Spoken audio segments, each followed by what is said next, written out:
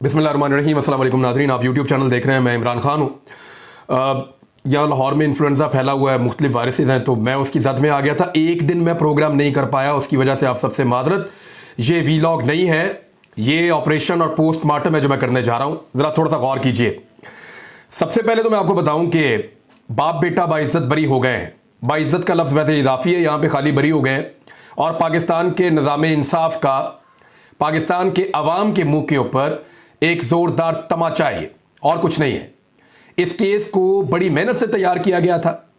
इस केस के ऊपर एजेंसीज ने और इन्वेस्टिगेशन करने वालों ने दिन रात एक किया था, और इसमें वो शवाहिद निकाल लिए थे कि जिसके बाद इस खानदान का बचना मुमकिन नहीं था। लेकिन वो लाडले थे जिनके ऊपर फर्द जुर्म आयद होनी थी, वो वजीर आजम और वजीर आला बने, उन्होंने मौजें लूटी, और अब उनके केसेस भी खत्म हो गए। यानी फर्द जुर्म आयद होने की बजाय, उनकी गिरफ्तारियां होने की बजाय, ये 16 अरब रुपया रिकवर होने की बजाय बाइज्जत बरी हो गए। ये है पाकिस्तान में निज़ाम इंसाफ, और निज़ाम इंसाफ का एक तमाचा एक आम पाकिस्तानी के मुंह के ऊपर। जरा देखें हाई कोर्ट क्या कह रही है, जरा हाई कोर्ट को देखें। हाई कोर्ट ने क्या कहा। ये जस्टिस जनाब असजद खुराल साहब, इन्होंने जब जमानत मनसूख की थी इसी मामले में, जब शरीफ खानदान चला गया था अदालत में, तो उसमें 14 सफ़ों का एक फैसला लिखा था, और उसके जो अहम पॉइंट्स हैं मैं आपको बता देता हूं। हमजा शहबाज को असल मुलजिम के तौर पर बेनामी जाहिर किया गया था, और अदालती इस्तफसार के ऊपर उन्होंने केस के मेरिट पर एक लफ्ज भी नहीं बोला। यानी ये केस के ऊपर तो बात ही नहीं करते थे, टेक्निकल चीजों पे भागते थे। बार बार कभी कमर दर्द, कभी पेट दर्द, कभी कोरोना हो गया, कभी ये हो गया, कभी वो हो गया, मैं नहीं आता, मैं जा रहा हूं, ये चलता रहा है। दरख्वास्त गुजार के अहले खाना के पास दरख्वास्त गुजार की कमाई हुई रकम के अलावा कोई आमदन का जरिया नहीं था, और उन्होंने जाली टीटी के जरिए अपने जाली अकाउंट्स में भारी रकूम मुंतकिल की थी। यह हाईकोर्ट कह रहा है। और अभी जहां से इनको बाइज्जत बरी हुआ है खानदान, वो हाईकोर्ट नहीं है, वो ट्रायल कोर्ट है। और आगे एक और पॉइंट, सारी रकम दर हकीकत दरख्वास्त गुजार की कमाई और मलकियत थी, और वो तवील मुद्दत तक खानदान के सरबराह और अवामी ओहदेदार होने की जिम्मेदारी से बच नहीं सकता, यह हाईकोर्ट ने कहा था। यहां यह बताना जरूरी है कि यह मुनज़्ज़म जराइम की क्लासिकल मिसाल होने के नाते मोहम्मद मुश्ताक, यासिर मुश्ताक, शाहिद रफीक और आफ्ताब महमूद, इन्होंने बाकायदा वादा माफ गवाह बनने की इन्होंने दरखास्त की थी, जिसको कबूल किया गया था। और इन्होंने बताया कि हम हिस्सेदार थे इस सारे अमल के अंदर, और फिर इन्होंने अपने बयानात रिकॉर्ड करवाए थे, और वो इस सारे अमल में एक आला के तौर पर इस्तेमाल हो रहे थे। ये दरखास्त गुजार की जानिब से जबरदस्ती दलील दी गई कि हासिल करदा और हासिल किए गए तमाम असासे उसके सालाना इनकम टैक्स रिटर्न और एफबीआर के दीगर दस्तावेजात में दिखाए गए हैं, और अगर टैक्स रिटर्न में कोई रकम या असासे मुख्तलिफ थे तो इस पर सिर्फ एफबीआर वाहिद अदारा है जो पूछ सकता है। उस वक्त भी बहाने कर रहे थे, और यह बाकायदा जज साहब ने मेंशन कर दिया था। असासों की छानबीन करने का, इस मामले पर सवाल उठाने का इख्तियार नैब को नहीं होता। नैब के खिलाफ भी जा रहे थे, एफआईए के खिलाफ भी जा रहे थे। फिर यह कहा गया कि 28/9/2020 को दरखास्त गुजार को इस मामले में गिरफ्तार किया गया था, और तफ्तीश के दौरान वो इस केस में पूरी तरह मुलव्विस पाया गया था। इस्तगासा के गवाहों के 161 सेक्शन 161 के तहत उन्होंने जो बयानात जमा करवाए थे कानून के मुताबिक, अपने बयानात में दरखास्त गुजार को इस केस में पूरी तरह मुलव्विस करार दे रहे थे। यह हाईकोर्ट कह रहा है, कोई और नहीं कह रहा। दरखास्त गुजार की जानिब से अपने खानदान के अफराद के नाम पर जाली और जाली टीटी के जरिए अपने बैंक अकाउंट और दीगर बेनामी दारों के नाम पर हासिल किए गए असासे, जो कि नैब हुकाम की जानिब से इसकी आमदन के मालूम जराए से गैर मुतनासिब पाए गए हैं, मुल्क की बदनामी का बाइस बना। यह कहना काफी है कि दरखास्त गुजार को मुबैना जुर्म से जोड़ने के लिए काफी मुजरिमाना मवाद रिकॉर्ड पर मौजूद है। हाईकोर्ट कह रहा है कि इतना मवाद मौजूद है कि मुजरिमाना तौर पर इसको जुर्म के तौर पर देखा जाए और यहां पर जोड़ा जाए, और इस तरह वो इस रिलीफ का हकदार नहीं है जिसका वो दावा कर रहा है। और भी बहुत कुछ लिखा था। लेकिन अब जरा आप नया फैसला समाअत फरमाइए। शहबाज शरीफ और हमजा शहबाज के खिलाफ मनी लॉन्ड्रिंग का कोई सबूत मौजूद नहीं है। तफसीलात के मुताबिक स्पेशल जज सेंट्रल ने मनी लॉन्ड्रिंग केस में शहबाज शरीफ और हमजा शहबाज की बरीयत का तहरीरी फैसला जारी कर दिया, और 38 सफ़ात पर मुश्तमिल फैसला जारी किया गया। फैसले में करार दिया गया है कि मनी लॉन्ड्रिंग के इल्जामात का कोई दस्तावेजी सबूत मौजूद नहीं है। कोई सबूत नहीं कि शहबाज शरीफ या हमजा शहबाज ने मुबैना बेनामी अकाउंट से बराह रास्त रकूम निकलवाई या जमा करवाई। तहरीरी फैसले में कहा गया कि शहबाज, यानी जो भी पैसा इनके जाती मुलाजमीन के अकाउंटों में आता रहा या वहां से निकलता रहा और जिसके ये बेनिफिशरी बनते रहे, उससे इनका कोई ताल्लुक नहीं है। वो कोई और कोई जिन भूत थे या कोई खलाई मखलूक थी जिन्होंने उन अकाउंटों में इधर पैसा डाला भी और निकाल भी लिया, और ये खानदान बेगुनाह है। यानी मेरे ड्राइवर के अकाउंट में अचानक 10 अरब रुपए आए और वो निकल जाए तो उसके लिए मैं जिम्मेदार ही नहीं हूं, हालांकि उस पैसे से मैं बेनिफिशियरी हूं उसका, और वो बेचारे की 25-30 हजार 40 हजार रुपए तनख्वाह होगी, इससे ज्यादा तो नहीं होगी। तो ये शरीफ खानदान के लिए अब एक गुंजाइश निकली है, और ये कहा गया कि उस वक्त के वजीर आला की रिहाइशगाह पर कैश बॉय भारी रकम पहुंचाते थे, जबकि चालान के मुताबिक पुलिस की सिक्योरिटी में रकम पहुंचाई जाती थी। इस हवाले से भी कोई सबूत है ना, किसी पुलिस अफसर का बयान रिकॉर्ड किया गया है। बहरहाल जिसकी लाठी उसकी भैंस, आजकल एनआरओ का रुख इस तरफ है तो सारा कुछ इस तरफ है। अब जरा थोड़ी सी तफसील आपके सामने मैं एक चीज की रख देता हूं। ये मुलाजमीन है और जरा गौर से देखिए क्या हो रहा है। मलिक मकसूद चपड़ासी है, 25,000 रुपए तनख्वाह है, अकाउंट के अंदर आता है 3 अरब 74 करोड़ रुपए। मोहम्मद असलम कैशियर है, 10,000 रुपए तनख्वाह है, 1 अरब 78 करोड़ रुपए इसके अकाउंट में। अजहर अब्बास क्लर्क है चौधरी शुगर मिल्स का, 9,000 रुपए तनख्वाह है, 1 अरब 67 हजार रुपए इसके अकाउंट में आता है। गुलाम शबीर कुरैशी स्टोर कीपर है, 10,600 रुपए तनख्वाह है, 1 अरब 54 करोड़ रुपए इसके अकाउंट में आता है।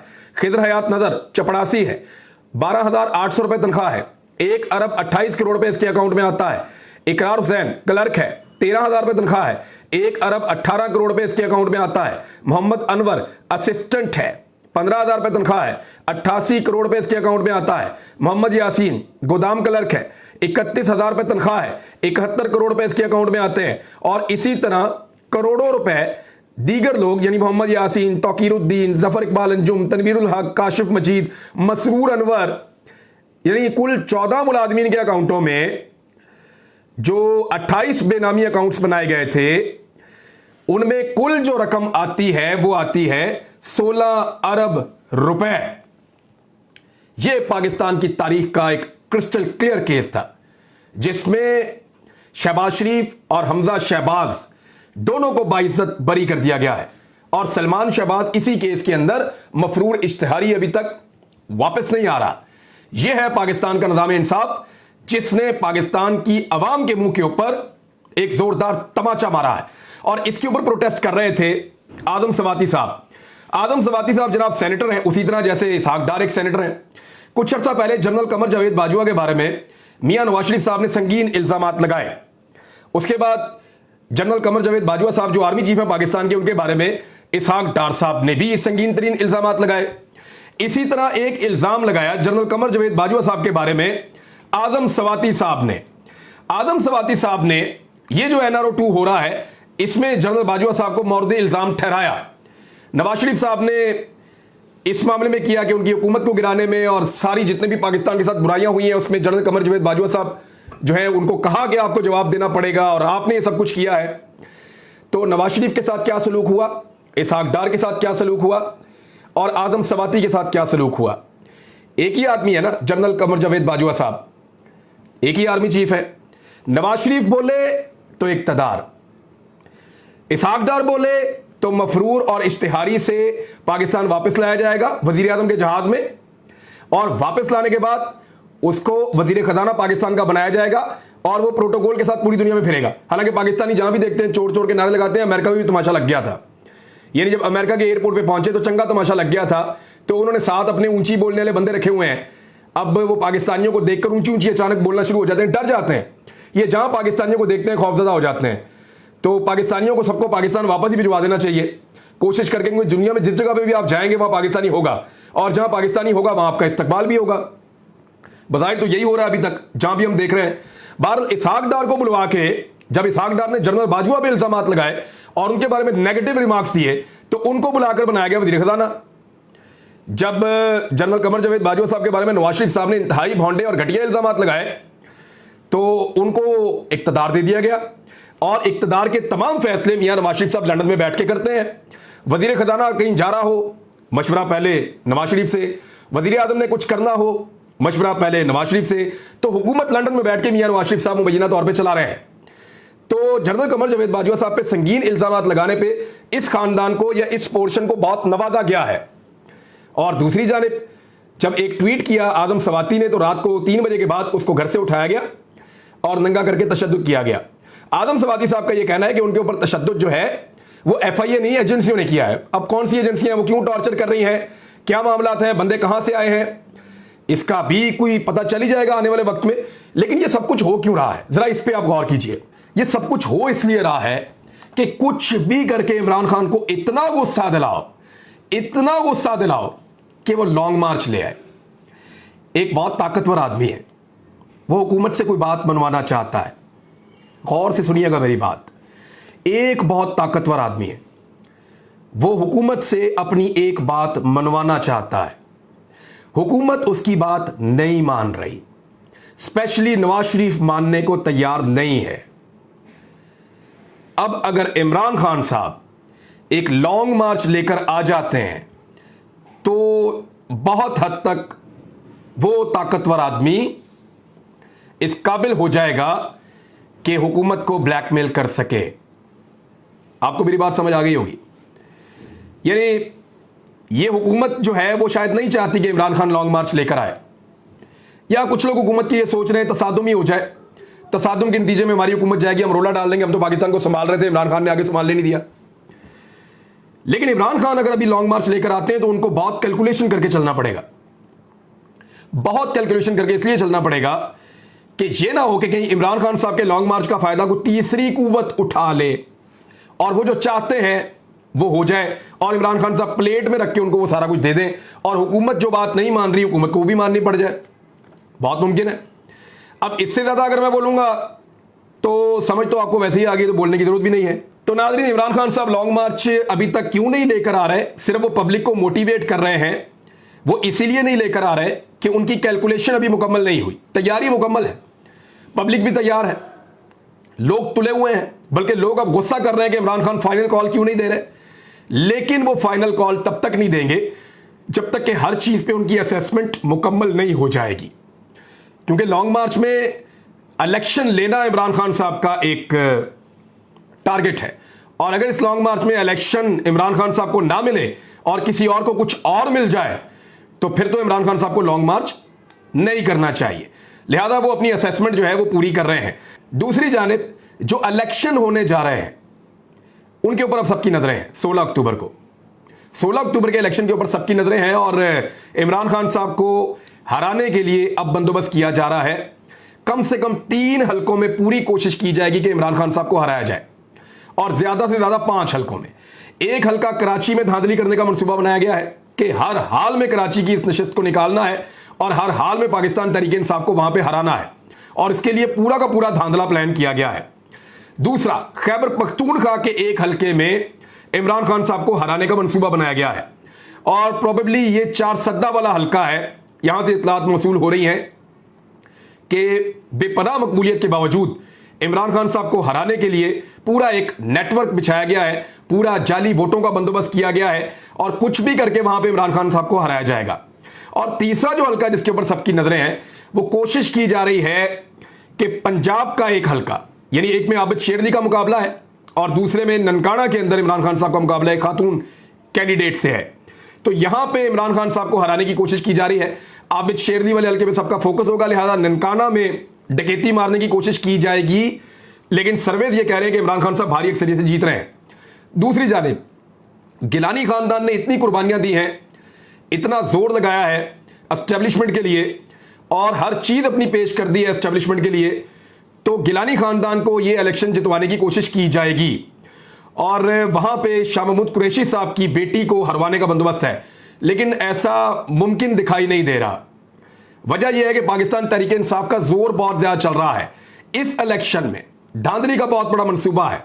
अगर लोगों ने 17 जुलाई वाले इलेक्शन की तरह इलेक्शन लड़ा, ना सिर्फ वोट डाला बल्कि अपने वोट के ऊपर पहरा भी दिया, तो फिर पाकिस्तान तहरीक इंसाफ ये इलेक्शन जीत पाएगी, 9 के 9 कौमी असम्बली के इलेक्शन। और अगर पाकिस्तान तहरीक इंसाफ के वर्कर सिर्फ वोट डाल के घर चले गए और उन्होंने अपने वोटों पर पहरा ना दिया, तो फिर वो वाला गेम हो जाएगा जो पाकिस्तान में हमेशा होता रहा है। और ये एक बहुत बड़ा टेस्ट है पाकिस्तान तहरीक इंसाफ का। और इसी के ऊपर मौलाना फजलुर रहमान साहब का फरमाना है कि 9 हलकों से इमरान खान साहब का इलेक्शन लड़ना कौम के साथ मजाक है।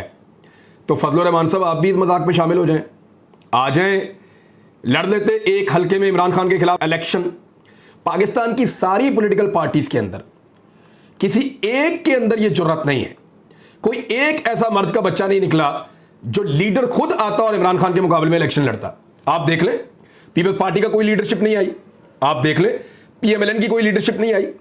आप देख ले, फजलुर रहमान साहब नहीं आए। आप देख ले, असफंद यार वली नहीं आए। आप देख ले, किसी एक पॉलिटिकल पार्टी का लीडर खुद इलेक्शन लड़ने इमरान खान के मुकाबले में नहीं आया, क्योंकि वो जानते हैं कि पब्लिक उनसे नाराज है और पब्लिक ये कब्जा छुड़वा लेगी, उनको ये लगता है। और ऐसा बहुत करीब आता चला जा रहा है। फ्रस्ट्रेशन और गुस्सा वो ये बता रहा है कि साहब गेम आपके हाथ से निकल रही है। जितना मर्जी गुस्सा कीजिए, वैसे इतना गुस्सा तो परवेज मुशर्रफ को भी नहीं आता था जितना गुस्सा आपको आता है। अब तक के लिए इतना ही। अपना ख्याल रखिएगा, अपने इस चैनल का भी। अल्लाह हाफिज़।